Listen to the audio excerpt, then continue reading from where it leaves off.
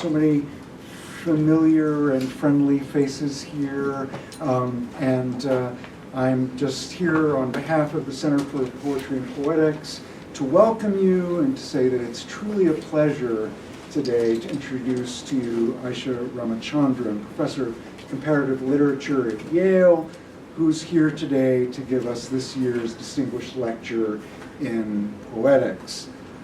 She's known to many of you as a scholar of the literatures and cultures of early modern Europe and the author of The World Makers, Global Imagining in Early Modern Europe, University of Chicago Press, 2015, which won the MLA's Scaglione Prize in Comparative Literary Studies, as well, and as if that weren't enough, also prizes from the Milton Society of America and the 16th Century Studies Association.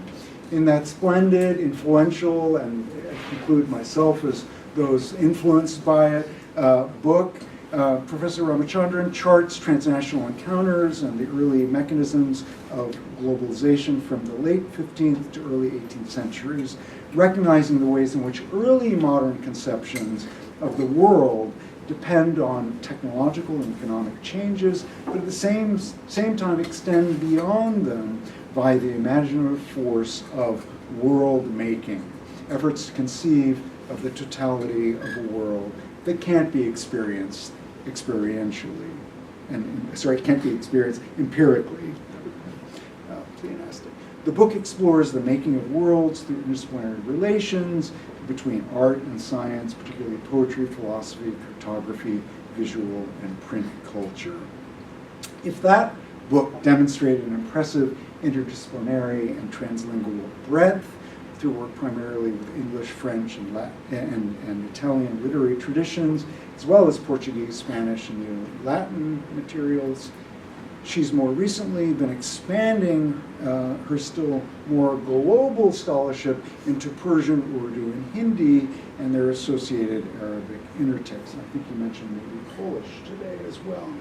In her current book in progress, Lyric Thinking Towards a Global Poetics, she's extended that, again, already remarkable breadth to develop a transhistorical and comparative account of lyric poetry from the early modern period to classical antiquity and our contemporary moment, taking her cue from poets reading other poets across language, time, and space. At a time when cross-cultural and transhistorical invocations of lyric are apt to furrow eyebrows, Professor Ramachandran boldly argues that the lyric's insistence on a distinctive existential stance characterized by a first-person standpoint offers a shared philosophical ground for comparative study, thereby opening up a new approach to global poetics. Again, many have shied recently away from an understanding of lyric as grounded in this kind of partial relational thinking, feeling of a self. She defies the notion that to see lyric poetry as subject-centered expression is to trap it in an embarrassingly romantic bourgeois framework, arguing that it's this orientation of lyric that gives it the power to engage intersubjectively and to contest prefabricated, large-scale, reified, systemic thought. Lyric's ethical and revelatory stance toward the world makes it a vehicle for cross-cultural and transhistorical understanding, and that we encounter particular embedded subjectivity in lyric across time and through difference. We're lucky to hear a preview today of Professor Ramachandran's much-awaited, brilliant, ambitious, wide-ranging, powerfully argued book project.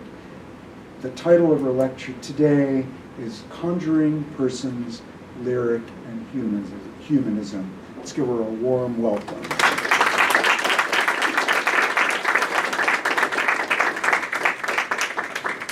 Thank you so much for that lovely introduction, Jahan. You make my project actually sound cool. Better than I can. Can you hear me at the back? Great. So I will start by saying, as Jahan so beautifully summarized, this is a piece of my current long rewritten too many times project about lyric thinking. And I'm necessarily not going to get into the question of what is a lyric, what is thinking. I'm happy to answer how I think about these things in the Q&A, but I think it should become pretty clear from this talk what the general direction of my sort of stance on these very thorny theoretical questions will be. All right.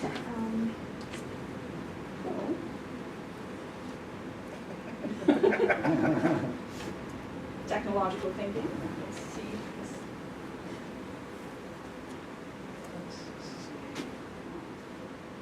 There we go. Perfect. Sometimes you just have to be near it. Yeah, maybe it's just like it needs the vibes. It just missed. Okay. In 1920, 2 girls were found living among wolves in Midnapur district, West Bengal. The rector of a local missionary orphanage, Joseph Singh, claimed to have shot the wolves, captured the girls, and attempted to bring them back to the human fold.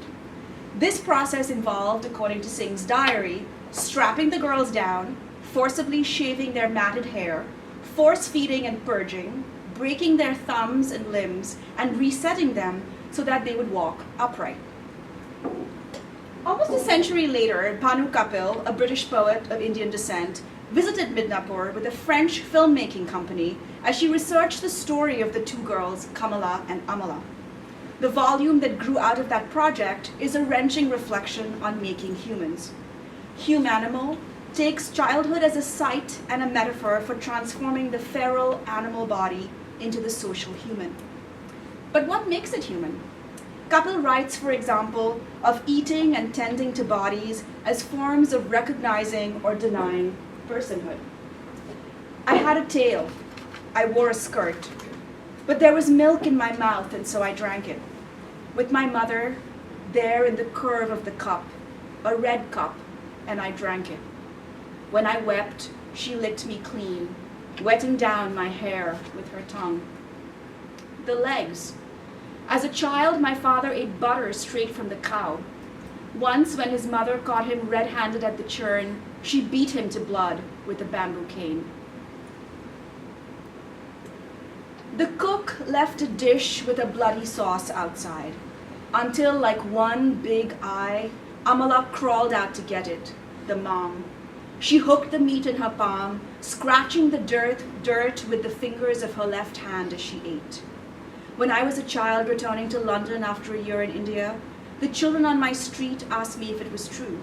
Did you eat snakes for breakfast? As a joke, I said yes, and for a summer or so, read books in my garden shut out from their games. Little Black Pig, Paki Snake Eater, and so on. When I grew up, I wrote about the bloodstream of a child as intermingling with that of an animal. In these imagistically interweaving sections, the wolf girls, Kapil's father's colonial poverty-stricken childhood in India, and Kapil's own immigrant experience of racial oppression in Britain mingle. Does what you eat make you human, or how you eat it?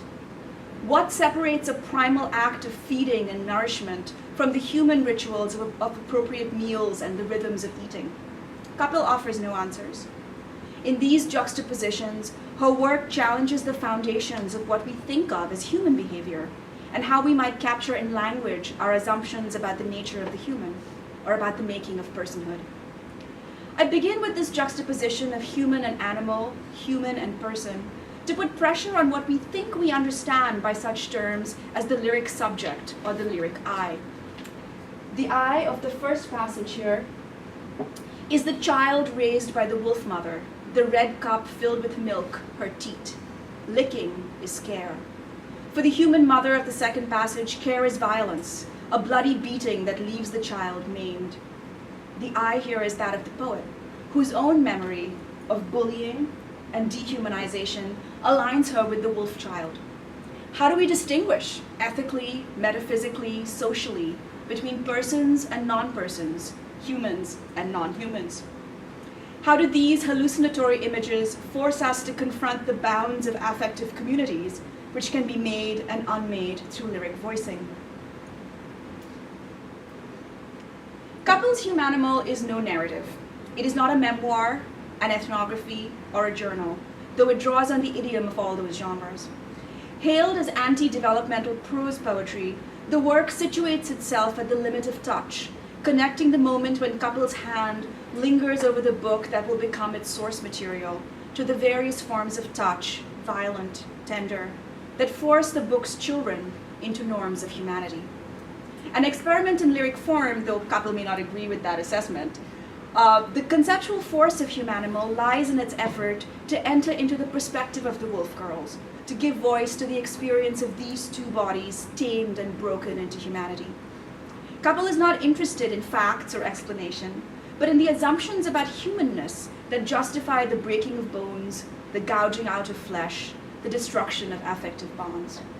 Her prose defiantly pushes into the space of lyric to interrogate who gets to be a subject, who is permitted to articulate a first-person point of view. In Threads, a 2018 pamphlet written collaboratively, Kapil and Sandeep Parmar reject the rigidity of the lyric I in the British tradition, and they write, "It is impossible to consider the lyric without fully interrogating its inherent premise of universality, its coded whiteness. How do poets of color themselves differently embody the I? Or does it come to embody us? Is it no more than the dead metaphor of our failed universality, of our being as other?"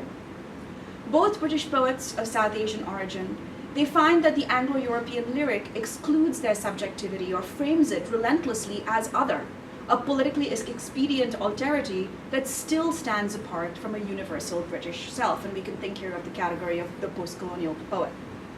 The solution, they argue, is an alternate space of becoming, the invention of a nomadic consciousness that stands against the violence of fixed binaries in the lyric. Kapil and Parmar's emphasis on the violence of lyric runs against a long-standing Anglo-European conception of lyric poetry as articulating a supposedly universal, shareable form of human subjectivity. The binaries they allude to cut beyond the familiar dichotomy of self and other to include a sliding scale from universal to ethnic particular, human to non-human. To make space for those other voices, they call for an ontological reimagining, an opening up of the seemingly fixed reality of lyric selfhood in the Anglo-European tradition to include alternate shifting realities described as a space of becoming, a nomadic consciousness. But these terms deliberately refuse to identify specific subjects or speakers, and instead substitute a language of boundless spatiality within which lyric personae find their voices.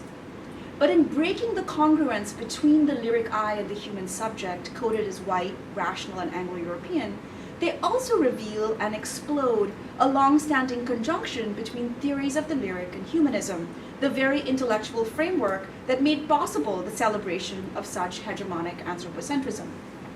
Kapil's Humanimal, in fact, foregrounds an ambivalence towards the legacies of humanist discourse, which it connects both to the perpetuation of colonial regimes and gender depression, even as she holds on to the emancipatory potential of lyric's affective recognitions across various bodily, cultural, and social divides. From the standpoint of post-colonial theory, Kapil and Parmar's critique is a familiar one, but it also contains a paradox on which I'd like to linger today. Though they fiercely denounce the racial and colonial makeup of Anglophone lyric theory, and you know how that goes, they still want to hold on to the lyric and make room within it for other subjectivities and different kinds of consciousness. And though Kapil rejects an exclusionary and exceptionalist account of the human in her poems, both in Humanimal and elsewhere, she still returns as though compelled to reclaim the possibilities of personhood, and with it the groundwork for new relations that might undergird a vision of humanity. We might well ask, why reclaim and reuse these tainted tools instead of throwing them out and forging new ones? What is at stake in the move to critique and yet to reimagine the lyric subject, a process that we can track across a wide range of post-colonial poets from the early 20th century to the present?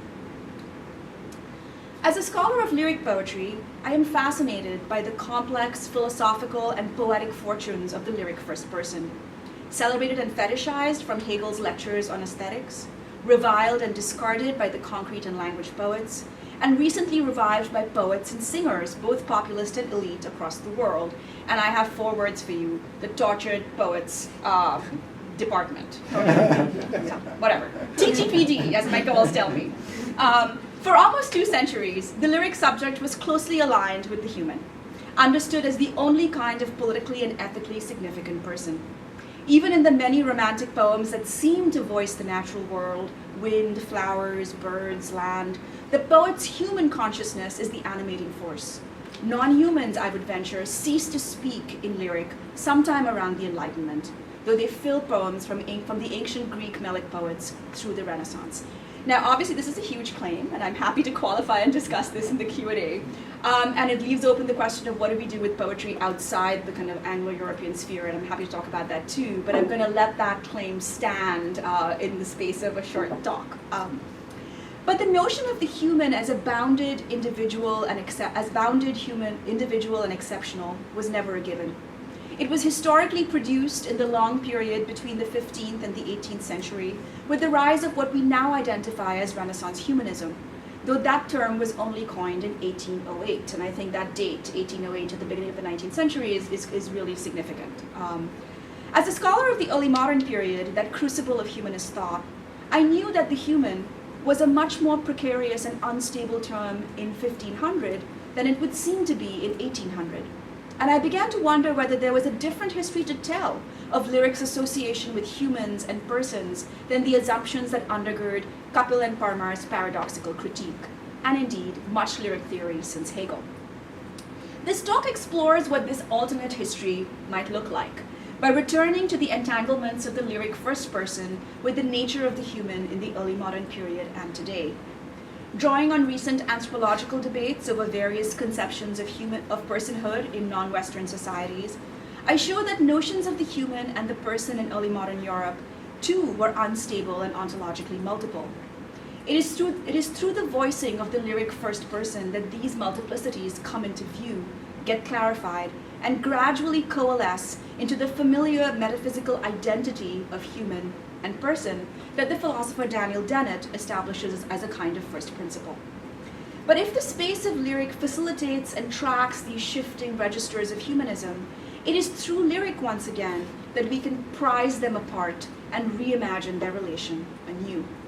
In my time today, I'm going to sketch out this arc with a few examples. My set of poems here is necessarily tiny, and my claims necessarily large and gestural, but please ask me more at the Q&A. Let me turn first to an example of lyrics' interrogation of the human, one that will lead me back to the ground zero of thinking about these questions in the Renaissance. The Polish poet Wisława Szymborska's ekphrastic poem, The Two Apes of Bruegel, look back with spare irony to the allegories of Renaissance humanism from the vantage of communist Eastern Europe in the 1950s, and I'll read the translation. Here's my dream of a final exam. 2 apes in chains sitting at a window. Outside the sky is flying and the sea bathes. I am taking the test on human history. I stammer and blunder. One ape staring at me listens with irony. The other seems to doze. But when I am silent after a question, she prompts me with a soft clanking of the chain. The apes of the poet's dream come from a 16th century painting by Peter Bruegel the Elder, itself an imitation of a detail in Gentile da Fabriano's Adoration of the Magi. Long considered emblems of subversive mere imitation, incapable of creative genius, the monkeys are a dark mirror for human artistic pretensions and intellectual capacities. Their enchainment to a window, a threshold space that separates bondage from freedom, culture from nature, inside from outside, is an allegory both for human overreaching and for our shackling to the material world. In Szymborska's poem, Bruegel's painting becomes the poet's dream vision on the eve of the Matura, the high school final exam of maturity that marks the threshold between childhood and adult life. To pass the exam is to become, in an institutional and legal sense, fully human. At this symbolic threshold, the poet stumbles on the exam o historii ludzi, literally about the history of humans or the history of people, unfurling instead a lyric meditation on being and knowing. In their indifference, the two monkeys mock the very idea of human history that the poet is presumably trying to regurgitate, suggesting that ideologically inflected histories of the kind found on a state exam are a vision of endless captivity. They prompt the poet to remember the boundedness of the human body itself, to remember the continuities between human and animal.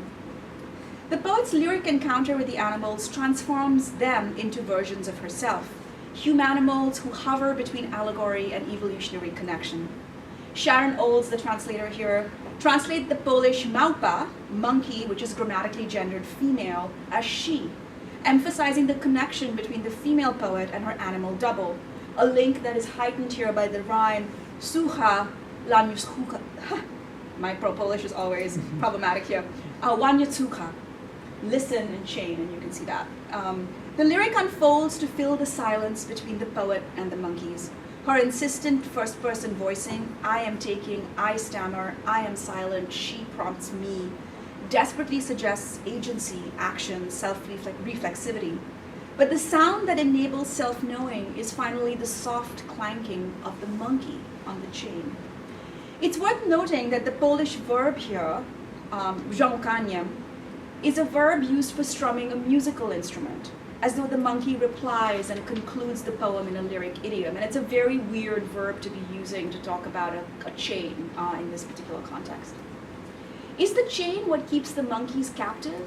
Or is the chain a figure for the connection between the human and the animal? Bruegel's monkeys, as scholars have noticed, are a very particular kind of monkey.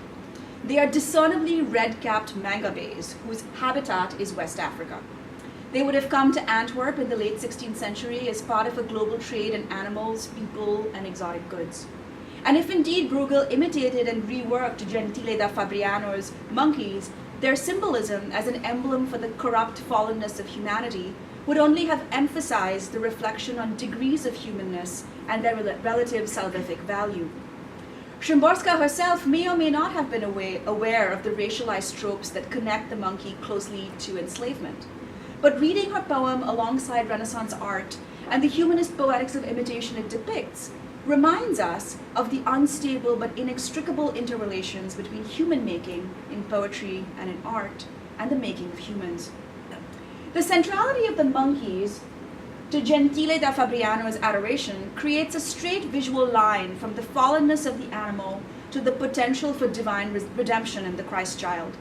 Humans, Christians, are situated somewhere in between, and you can actually see visually the scale that is traced by this progression. By stripping away the abundance of the figures, Bruegel and Szymborska narrow in on the emblematic significance of the primates. While the poem deflates ambitious ideals of the rational human, calling us back to our animal selves, it also champions the reflexive ability of lyric to encourage a position of a humble, relational humanity that grows out of its attunement to particular persons.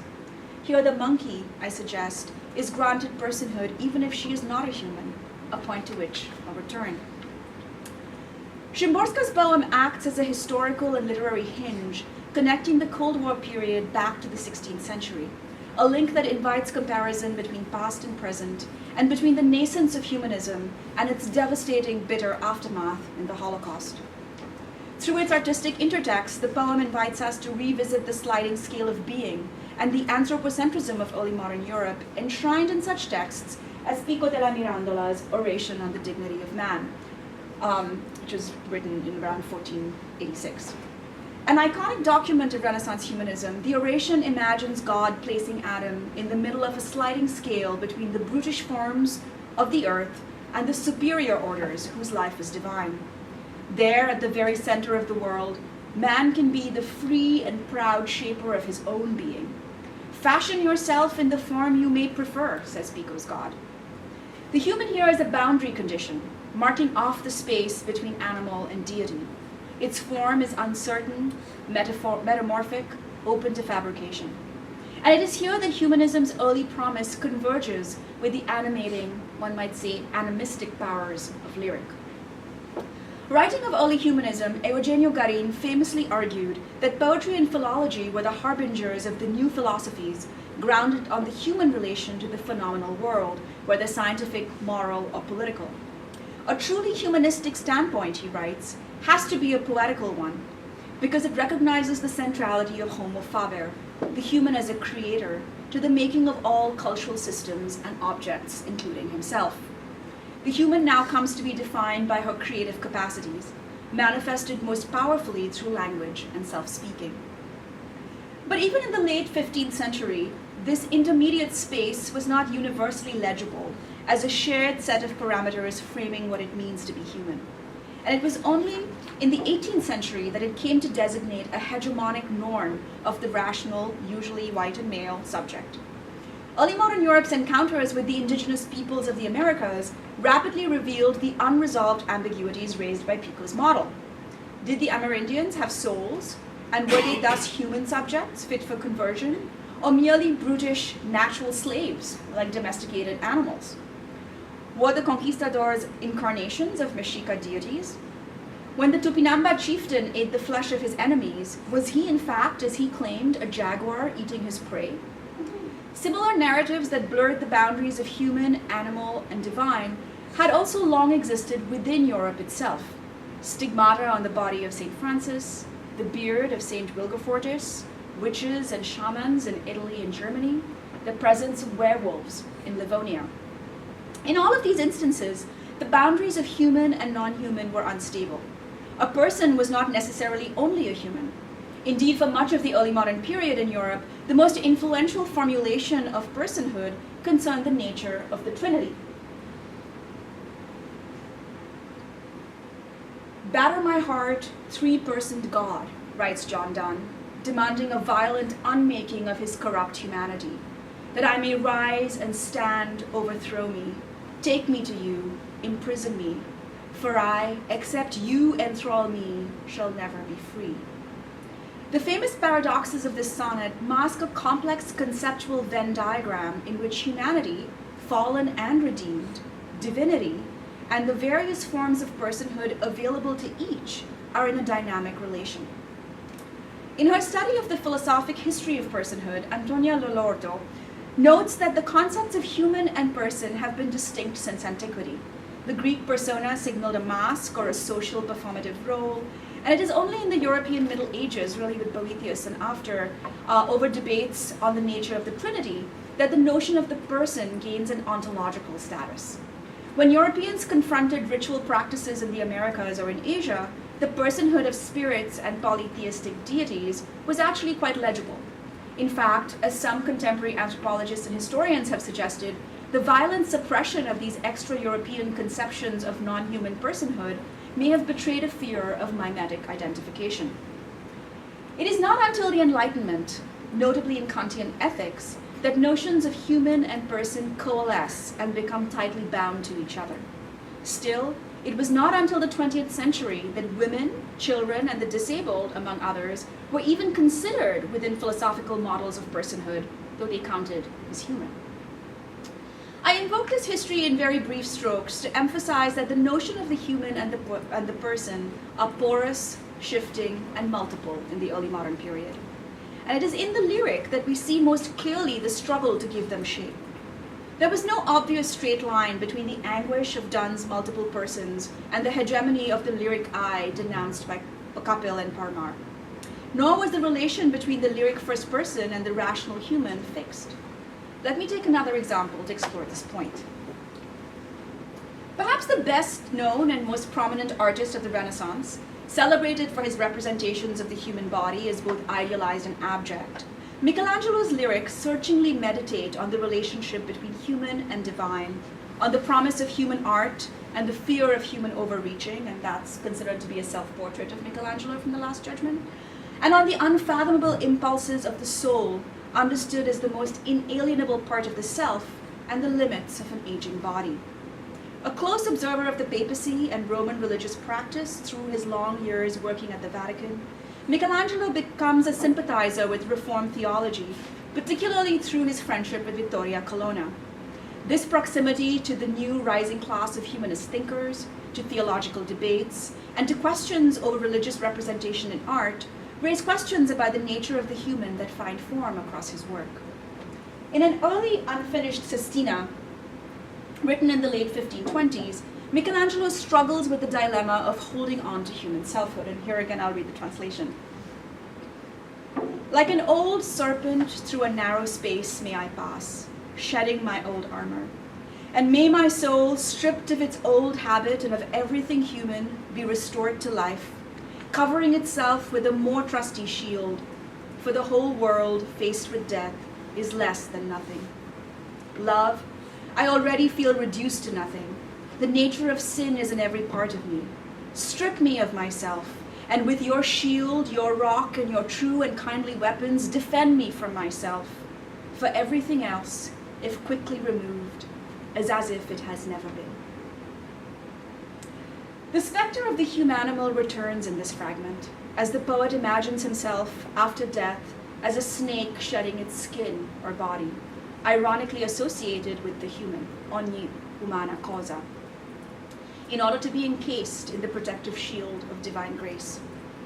The image of the serpent evokes allegories of sin and fallenness, and Michelangelo had depicted serpents in this allegorical context several times in his frescoes on the Sistine Chapel ceiling. But the human serpent would also have been remarkable from the Laocoon sculptural group, at whose disinterment in Rome in 1506, the young sculptor had been present. Caught between classical and Christian iconology, Michelangelo's self-presentation as a molting serpent is thus a quintessential humanist image deployed to lyric ends. It depicts the self or soul caught in between animal and divine, opening the question of where subjectivity and personhood resides. If the extended simile suggests a duality between body and soul that will be resolved easily in the afterlife, the subsequent stanza questions this tidy distinction as the poet pleads, spoglia di me stesso, difendimi da me, strip me of myself, defend me from myself. The repetitive sound of the first-person voice in the lines me, marks the need to hold on to a stable internal center, even as the poet worries that he is a nothingness. And the repetition of nulla, nulla at the center of the poem represents a kind of ontological void which tempts and terrifies the poet. Where or who is the lyric I here? And is he human or reptile? Amor, the addressee, is ambiguous. It gestures towards the divine love that the poet longs for, called upon in the next stanza, which I haven't given you, as Signor or Lord. But it also signals the poet's own love for the divine that unmakes the self, challenging the value of the human body as no more than molting skin. Through the shifting meanings of the end words of the Sestina, loco, arme, tolta, cosa, scudo, nulla, language itself becomes implicated in the slipperiness of defining humanity. But personhood flickers into view in various places. The soul, the poet, love, and God all seem to be persons. Lyric holds open the space for this multiplicity. Michelangelo's poem, like Donne's, Szymborska's, and Kapil's, demands a better account of the lyric I, that first person who does not map easily onto notions of a reified post-Enlightenment human. The problem I would like to suggest has to do with an assumption of the singularity of personhood and of the lyric I, such that person and human are placed in a one-to-one relation almost without a second thought. But this was not, and is not, the only model of personhood available. Writing about the notion of persons in Melanesia, the anthropologist Marilyn Strathern describes them as individuals rather than individuals, observing that persons contain a generalized sociality within. The singular person can be imagined as a social microcosm. This individual, in the words of Aparecida Vilasa, an Amazonian anthropologist, is above all a multiple person formed by relations that can be detached and incorporated by others. And I'll let you digest that thought for a moment. Personhood is therefore imagined as partible, divisible, and formed entirely through sets of relations with other entities. It is constantly shifting, unstable, and malleable. Recent debates among Melanesian and Amazonian anthropologists have emerged from analyses of the conversion of these indigenous communities by Christian missionaries, a process that strikingly replays the dynamics of encounter in the early modern period, albeit with many differences. It has led to striking conversations about whether the Christian conception of persons might also have individual elements, a claim that might certainly begin to explain the poetics of Michelangelo. I'm done. I could say a lot more about individuals and individuals, and would be really happy to do so. It's kind of a fascinating rabbit hole. But what I want to emphasize here is the availability within the early modern world of alternate models of both humanity and personhood that did not necessarily coincide. The parallax evident in lyrics that explicitly take on and trouble the question of the human should alert us to the capaciousness of the lyric eye, which tracks with minute attention the shifting dynamics between humans, non-humans, and persons. Much has been written about the fraught legacies of humanism, a word that has become a dangerous incantation, which seems to mean everything and nothing. There is one well-known history of humanism in Europe that begins with Petrarch's Latin epistles and ends with Martin Heidegger's corrosive letter on humanism, a story that spans the rise and fall of the classical liberal arts and the establishment of rational man as a post-Enlightenment norm. This philosophical trajectory has been taken to task for its Eurocentrism, its hegemonic imposition of white European masculinity as a universal human norm, its complicity in patriarchal and racist structures of governance, its underpinning of the logic of racial capital and colonial exploitation, and its erasure of indigenous language and literary traditions. Humanism has been pretty bad for a lot of people. Lyric is usually relegated to a bit part in the story, a bystander form which simply reflects these great debates about politics and social theory with passivity. But as my example suggests, I hope, the lyric first person was actually quite central to early humanism's struggle to define and police the bounds of the human, refusing to contract into a singular voice and allowing for the expression of ontological multiplicity within and beyond the person. It is no accident that lyric explodes into the public sphere in both classical and vernacular languages across Europe in the Renaissance, coinciding with the period's fashioning of humanism as an ideal. Even more than the drama, it is perhaps the lyric that is the period's most popular and ubiquitous literary form, studied carefully in humanist grammar schools, copied into commonplace books, used as a prop in portraits, recited or sung collectively in a range of settings from public to private, imitated, memorized, performed, and parodied in the street and at the court, revered by elites for its compressed and suggestive meanings, and seized by all classes for its expressive power. The populist lyric was also a unique vehicle for egalitarian ideals and social mobility, also encouraged by humanist educational ideals. Not only did it provide an idiom for social assent, its flexibility invited new voices, and I would argue made new persons visible in the public sphere. With its ostensible turn inward and its illusion of privacy, lyric provided textual space sanctioned by formal and social convention through which women, and later immigrants, conversos, mestizos, and other minorities, could speak and participate in intellectual and cultural debates. Much of this lyric output, often anonymous, languishes now in archives, between letters, diaries, and state records. It is a largely unexplored corpus that forms the historical backstory of contemporary feminist and decolonial poetry. Why then did lyric cease to be associated with humanism, often described as a conquest of prose genres? The answer, I think, lies in the history that I have just sketched. Lyric is promiscuous about persons. It gives them form and voice and resists their policing, at least until Hegel, a story for another day. This current in lyric voicing may also explain the revival of lyric today. Paul Gilroy notes that the strongly anti-humanist cast of much contemporary social theory has made humanism itself embarrassing and politically suspect. We are supposed to imagine, he writes, that nothing more needs to be said about humanism than the ritual Heideggerian acknowledgement that Nazism was a humanism. All subsequent forms of humanistic thinking become the residuum of Enlightenment anthropology, overlaid by various Cold War and liberal mystifications. The vexed, enthralling history of how all the major voices of 20th century anti- and post-colonial thought turned eventually towards the problem of the human is set aside.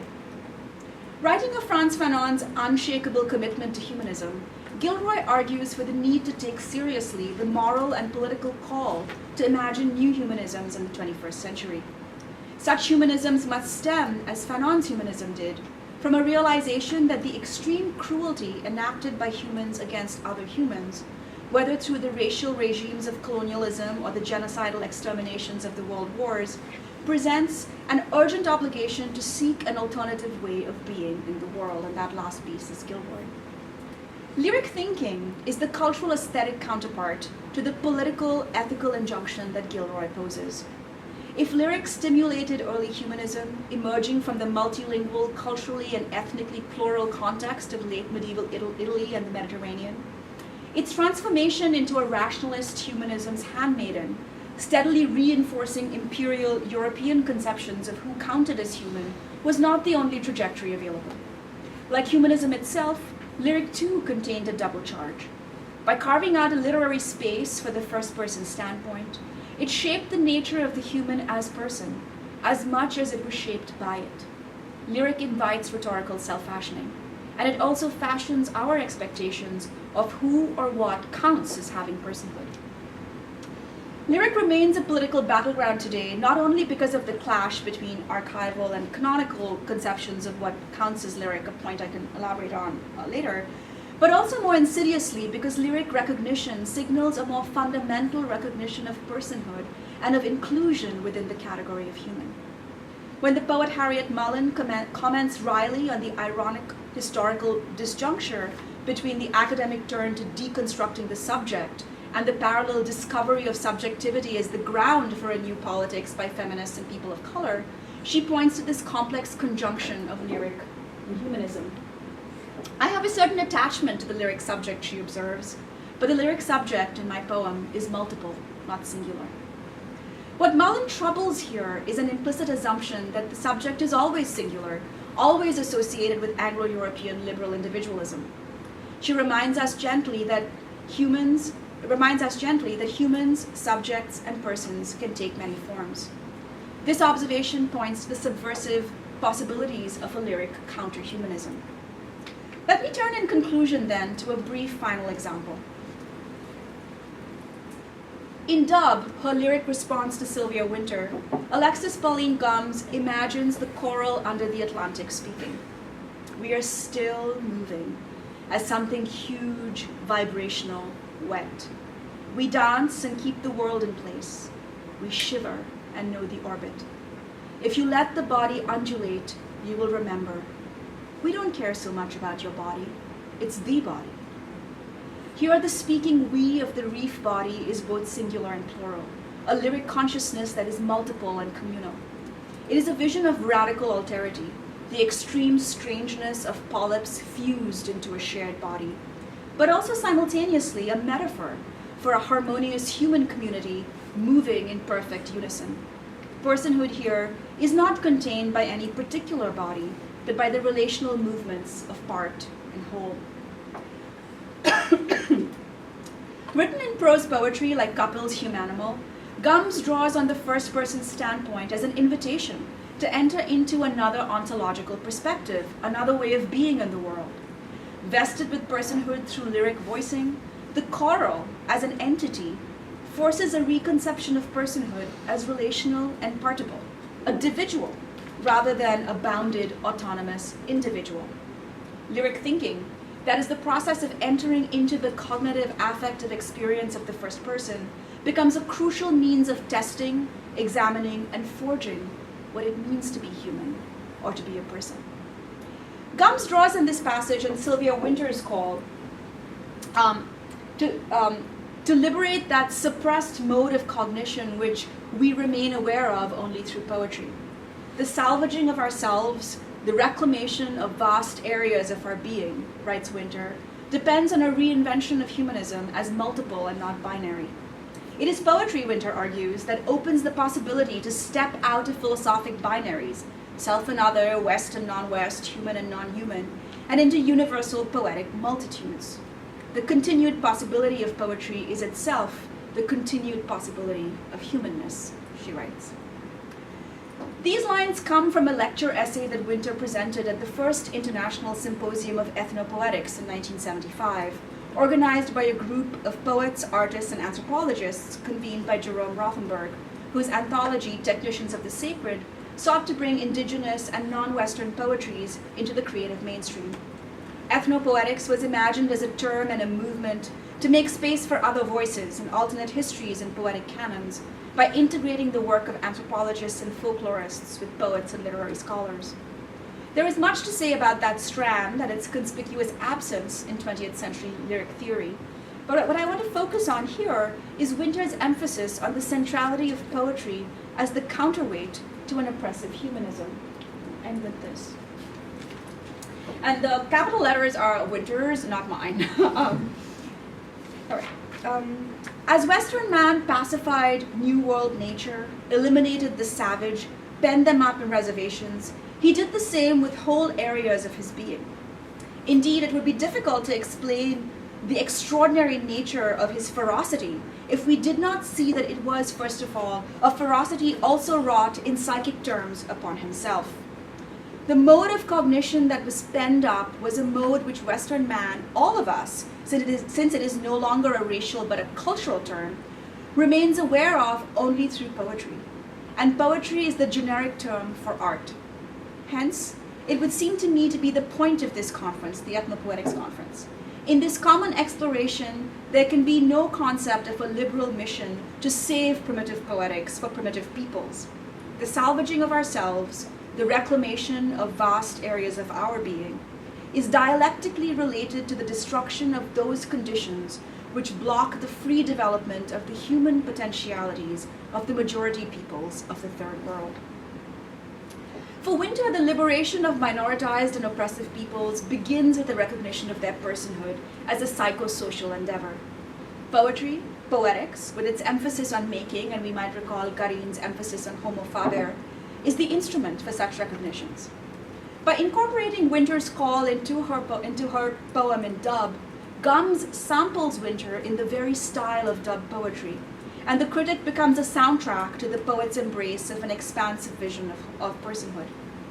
Gums creates a multiple lyric subject that resists the reifications of the post-Enlightenment human by deliberately voicing the non-human.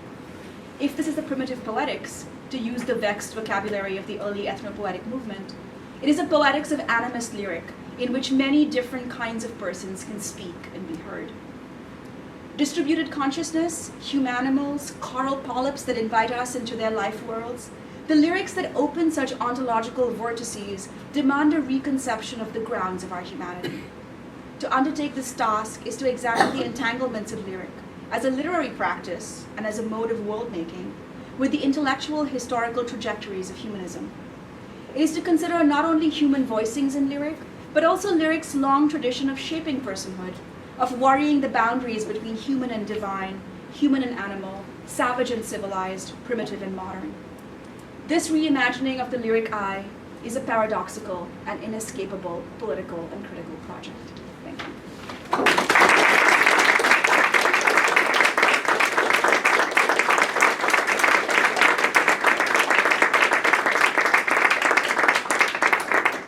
I'm obviously happy for questions. Objections.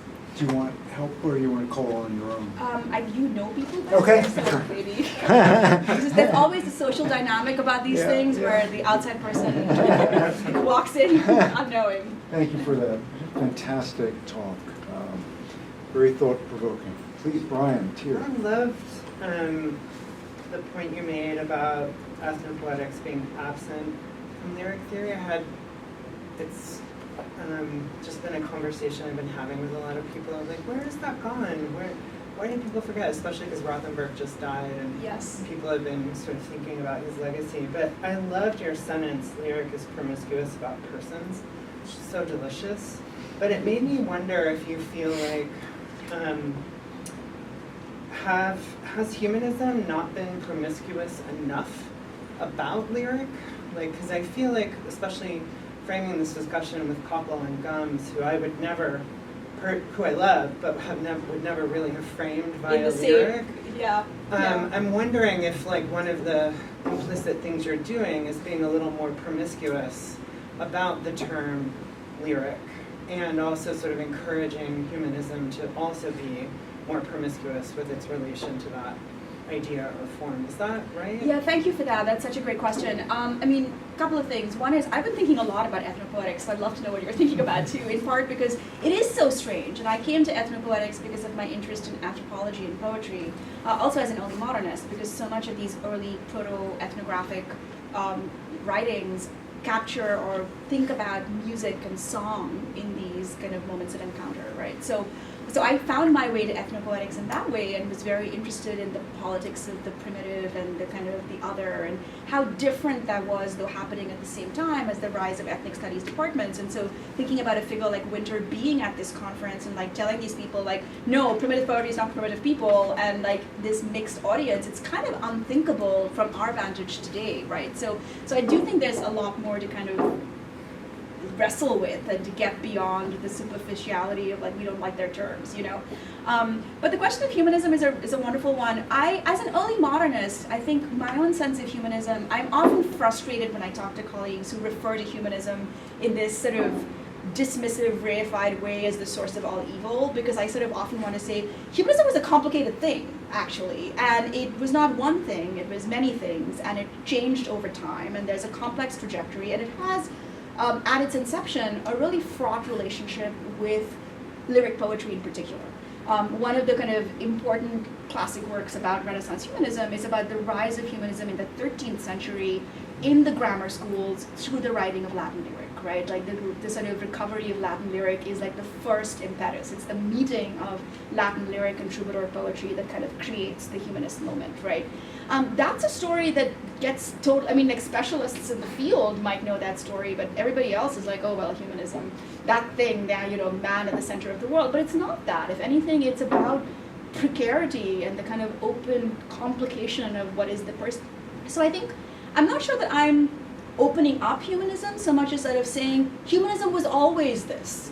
It became something in the Enlightenment moment, and it came to be associated, particularly in the 20th century, with a certain very flattened and reductive view. And I think there's a story here about the kind of intense anti-humanism of the post-structuralists. I mean, thinking about the effect that Foucault has had on the reading of the early modern period and how we just can't get out of that box somehow, right? And so I think a lot of this is about just reviving those histories and saying that they were always here.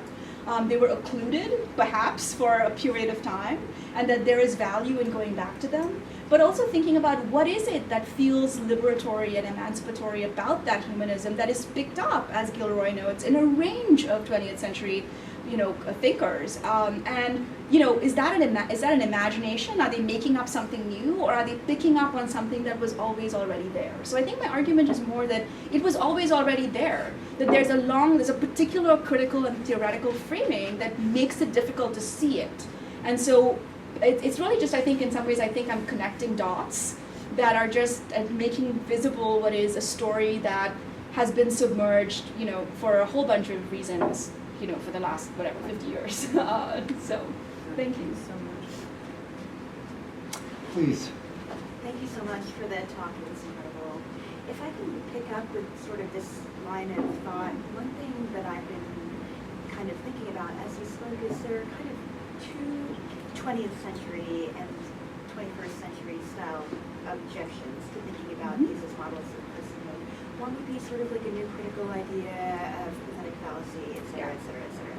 The other would be kind of an eco-poetic inflected question of whether it's possible for a human being to even imagine a human, right, without doing so solely through an anthropocentric worldview. I'm really interested in your basic kind of critical move of saying these quibbles that we have are ones that can be contextualized much more rigorously with a longer view of literary history and the history of humanism.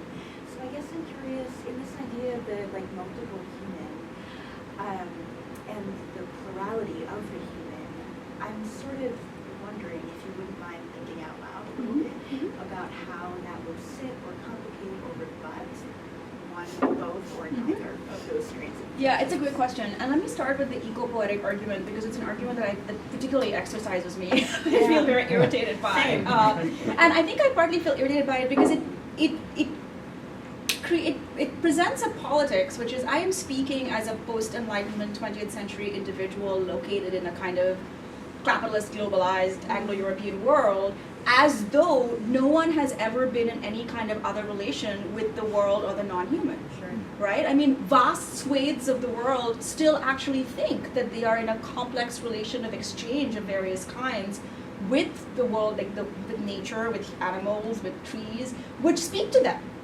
Right? I mean, like, this is one of those questions where I think, like, being located in a post-secular kind of hyper-rational modality of knowing, we erase the possibility that there have been and still are many other ways of being kind of one with the world, and to not just think of projection as the only possible modality.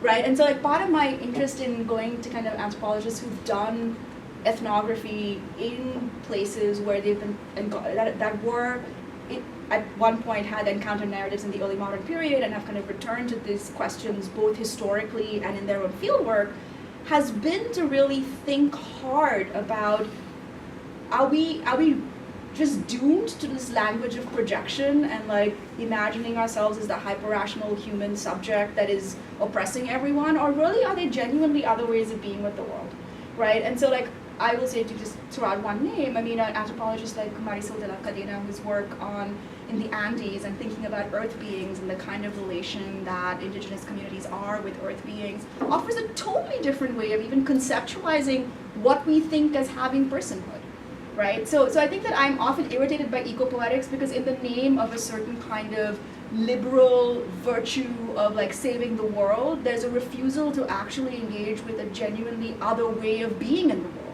Right? Like, there's a kind of ontological problem there that just gets like put on the back of humanism without actually thinking about what it would mean to put pressure on those things. So that's my soapbox rant about eco-poetics.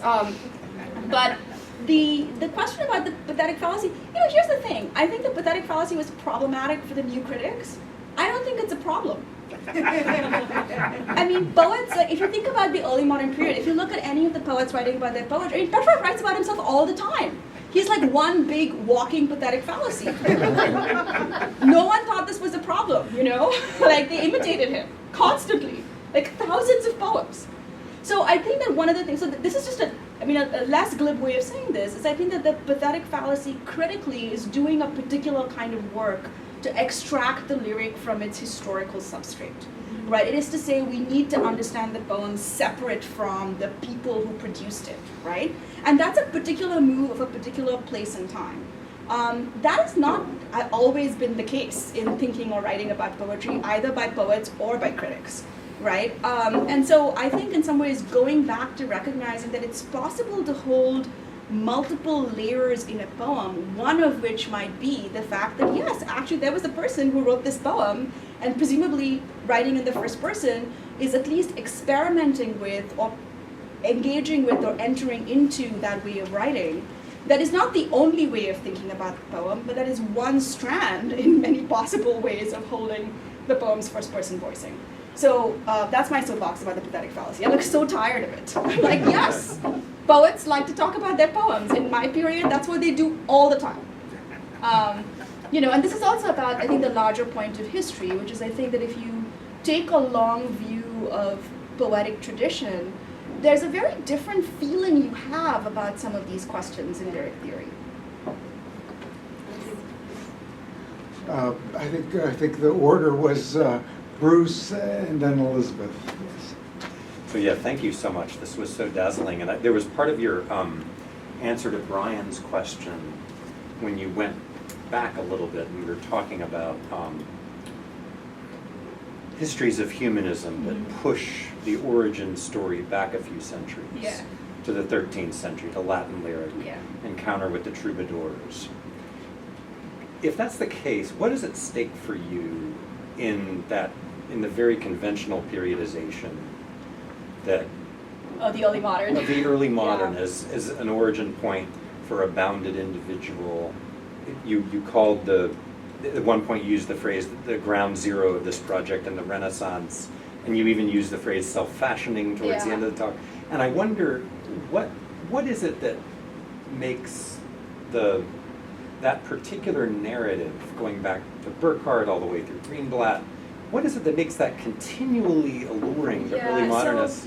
It's a great, the medieval assassin. I had to do it, yeah. I mean, so I would say, actually, there's not much, I'm not invested in this at all, and in part because one big chunk of this project looks at Hafez and Petrarch as this sort of entwined literary history that kind of is sort of central to Hegel's lectures on aesthetics. And, and what's interesting about that is, of course, Hafez is always seen as like firmly medieval, and Petrarch as like firmly early modern, or more or less, and they're almost exact contemporaries, right? And so like part of what I'm interested in is putting pressure on these periodizations, which I think break down when you think about them comparatively.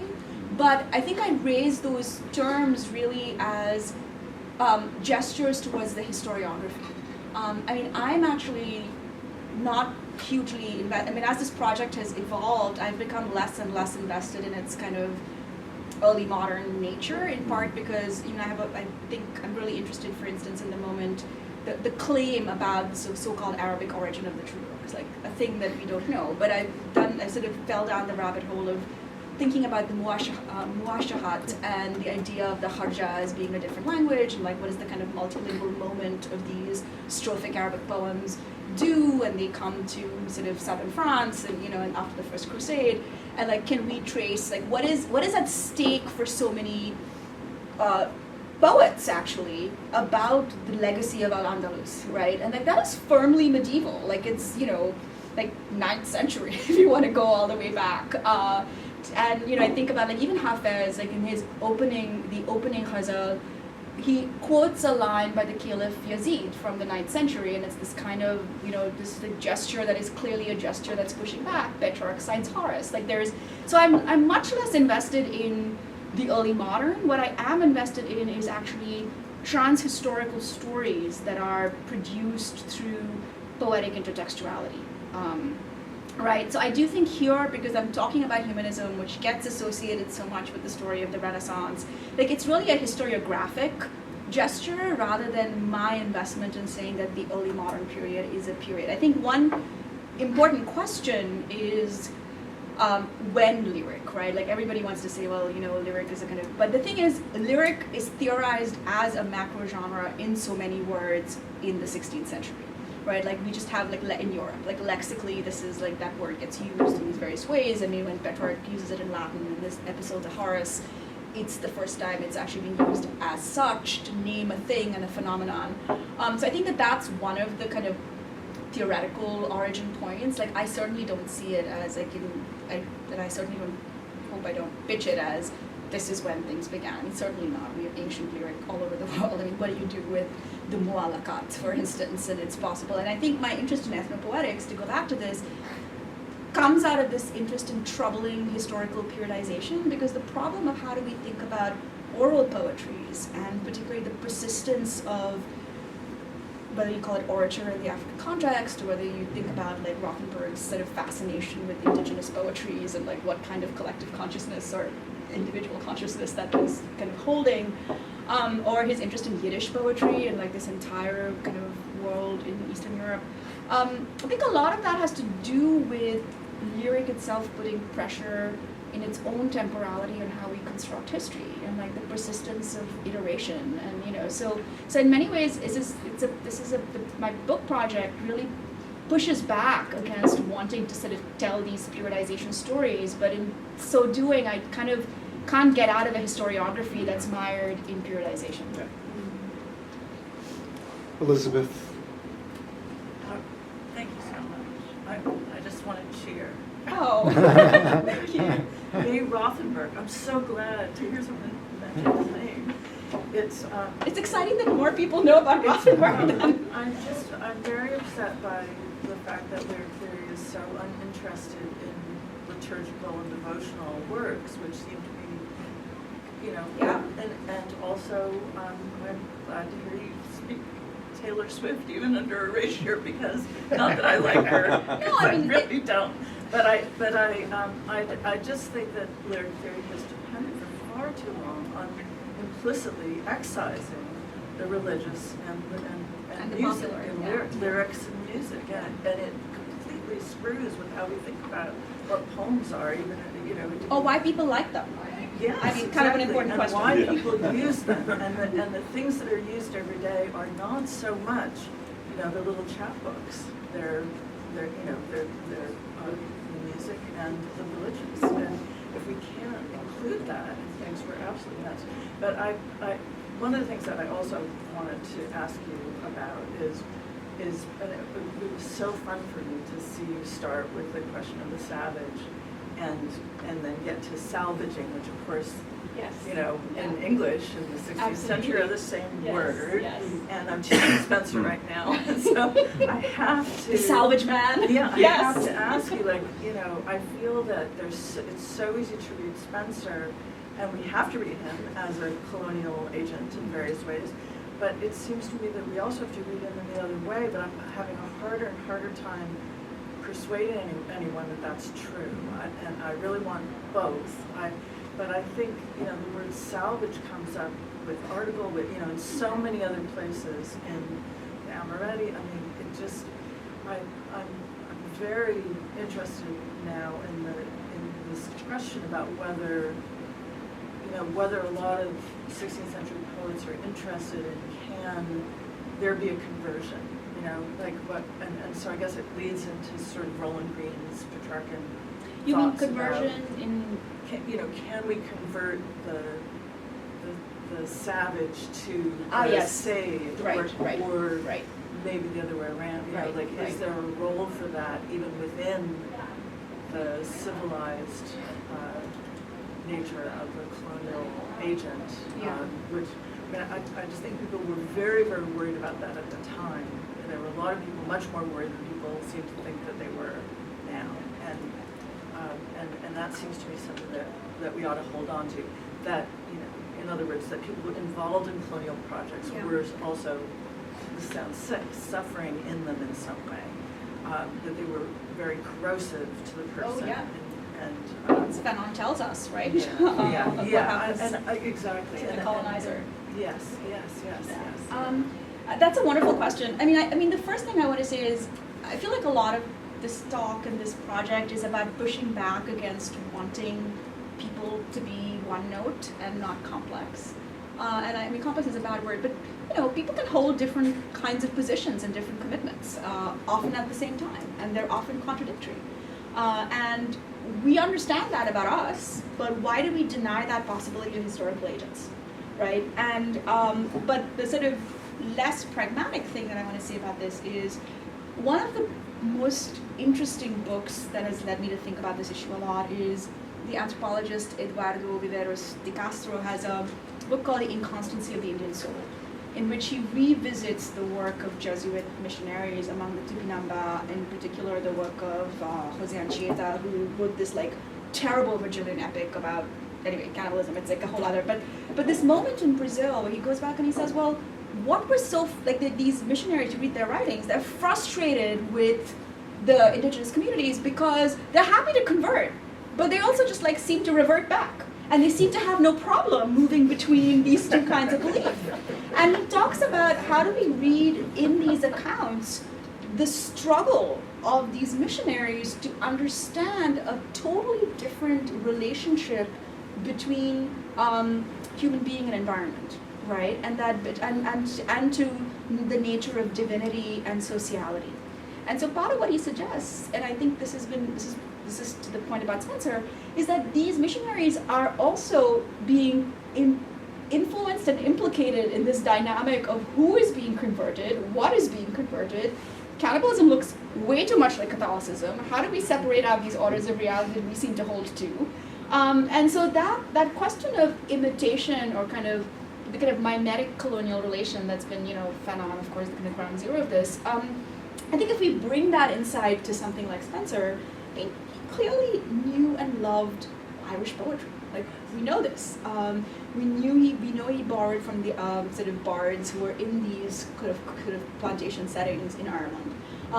Colin Platt's Come Home Again is about Spencer the Irish poet, not Spencer the British poet, right? So I think if you look closely at a book like Book 5 of the Fairy Queen, and you look at one pattern of writing, and you don't look at other generic moments or other moments in the career, then you're sort of doomed to say, well, I read one poem, and that's now going to be how I think about this poet across his entire corpus. I mean, that just seems to be a critical fallacy that's easily sort of remedied. It's not to sort of, I think it's very important to say this is not an act of exculpating colonial complicity. Like there is no, I mean, like that is a thing. But it is to say that beyond saying colonialism bad, he was a colonial administrator, what else can we say from these moments that are often like the egalitarian giant in book 5? I mean, there's this kind of incredible moment where you're like, it's so clear that the narrator's sympathy is with the giant, right? And so what sense do we make of that, right? So I think that there are so many moments, and not just in Spencer, I mean, this is all over people writing in the colonial world, and into the 20th century. I mean, I think part of why my own project has moved to being partly about early modern poetry and about post-colonial poetry is because there are real similarities dynamically in the way in which these poems work. So I think Debjani wants to ask you a question. Yeah, thank you, Ayesha. It was an incredibly rich talk. So I wanted to kind of, I guess, probe a little into your interest in, I was very interested in your critique of how one situates oneself in relation to these historiographies, and they kind of get embedded and almost become invisible, right, through time, yeah. right? Because in relation to ethnopoetics, I can see that there would be a vast historical difference, for the scholar, historiographical difference, between thinking ethnographical work in the kind of early modern period, where the mid-19th century, yes, where ethnography takes off as racial science. Absolutely. Right? There are vast differences Yes. there. And simultaneously, there would be an enormous kind of a tumultuous mixing of registers of self-making Yeah. across that period. So when I'm just curious to know how you navigate that literature, even in any way, because we're talking here of also the difference between a kind of the disenchantment hasn't yet happened. It's Yes. not the hard secular Yeah. late 19th, 20th century world in which ethnography finds itself in a double bind, Yeah. right? And you can see how the writing changes. Yes. And the relationship. So these are really complex questions for subjectivity then. And sure. also the relation, if one wants to get away from the Foucauldian trap, I'm completely with you there. How do you do it? We encounter that in the class ever so often. Oh, yeah. And so I thank you for spelling it out. But how does one It's thank you for that question. I mean, I wish I had. I mean, I guess what I will say is I'm sort of a historicist at heart, and so in a certain way, every time I read poems, I try to put them back in their moment and to kind of look at how they sort of conceive of their own sense of personhood or subjectivity or lyric speaking. And with something like ethnography, it's sort of the kind of, I guess, the anthropological base note of this project in some ways. Contemporary anthropology is really struggling with its own histories, Yes. right? I mean, not just the kind of racial moment of the late 19th century into the 1940s, but also with whether you think about the kind of 18th century travel narrative moment or the 16th century proto-ethnographic moment as being related in any way, right? And if so, how do you hold these things separate? And like one of the things that is striking to me as a literary scholar is, as a literary scholar, we know how to hold these things separate because we work in historical periods and we think with kind of historical specificity in a way that I think anthropologists find hard. It's actually really interesting to have conversations with anthropologists that are historically based because they think in universals. So it's a really, so I think I find that it's both drawing from and pushing back because there's obviously no singular continuity across these different moments in any meaningful way. But at the same time, I think what is important is, and I come back to this, poets and writers have read each other across time and across space, right? And they don't say, oh, I can't understand this thing because it was written 500 years ago. They say, oh, that poem speaks to me. And I think being able to separate what that poem might mean in 1500 or for a reader in 1900 does mean holding, I think, different kinds of meaning that are possible in these ways. So when I write about Petrarch, for instance, I have a whole chapter where I talk about Petrarch as, writing in the 14th century, but then also about readings of Petrarch. I mean, why does Baudelaire, when he wants to kind of reimagine himself as like the new lyric poet, what does he do? He goes back and he rewrites Petrarch in a way that is submerged, but which many of his contemporaries understand, right? And so like, what is at stake in this moment of reading that is clearly a distortion, but it's a really important revision and rewriting. So in some ways, you kind of have to hold the tension between those two things. And I mean, it's not a deep answer, but I do think that trying to hold historicism while also engaging in a trans-historical project seems like an important thing to be doing. Ayesha, could you take one more question? Absolutely. I'm going to ask. Yes. It's a very simple question. Oh, those are the worst. Those are the worst. So there's a way of, I love what you're doing with animism. But there's a way of thinking about lyric as being quite distinct from dramatic monologue or persona poetry. Yes. Are you basically going to dissolve that distinction?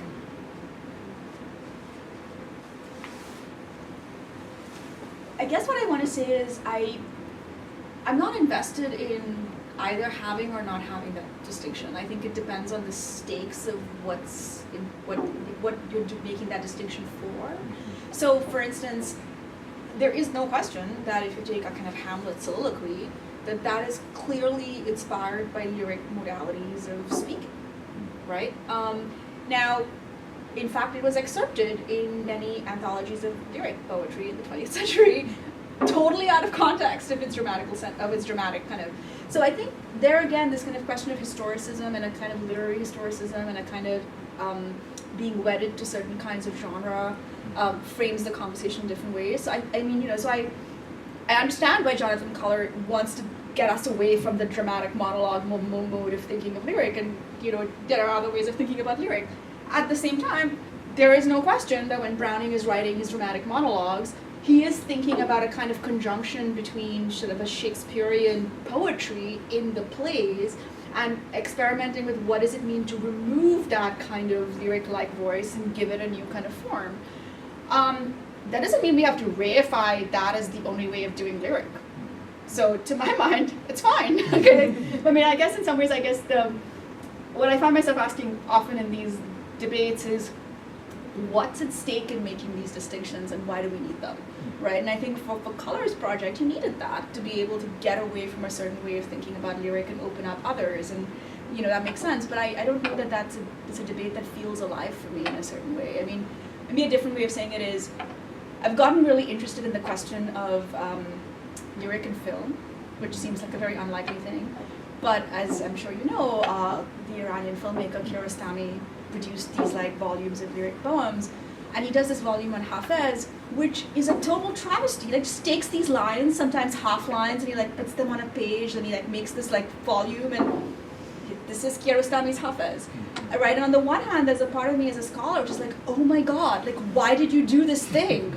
But on the other hand, if you think about the way in which his films work, there is something about the kind of imagistic juxtaposition of montage that is totally carried over to his conception of what poems do. And in a certain way, lyrics are very good at doing this kind of montage-like work, right? So if you think filmically and you go to a poem and you think about what's the kind of cross-media way of thinking about this, I mean, there's some really interesting things that open up. I mean, that doesn't mean that we'd have to call all films lyric or say that lyric is a filmic mode, but it is to say that there's a kind of porosity about lyric that I find interesting and generative, and that does find its way into drama and the novel. And I mean, Asya Jabbar's So Vast the Prison ends with a poem, but it begins with prose that is clearly lyric, right? And she's thinking very much in prose and in the novel of a kind of Arabic lyric tradition. So, these kinds of sort of things merging into each other, I think is really interesting, and maybe we need to not draw some hard lines. So wonderful. Such an expansive and capacious understanding. Thank you for all your brilliant insights and thank you for these to visit wonderful us. questions.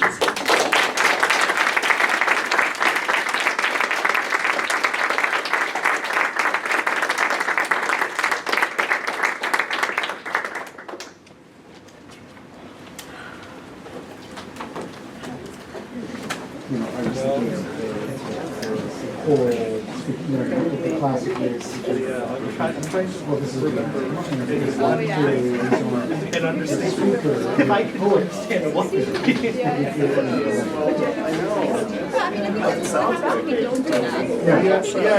Yeah. Every single thing I was like, that didn't Alright, that's fine. Yes, So, Let me shut off the recording. Yeah. I know.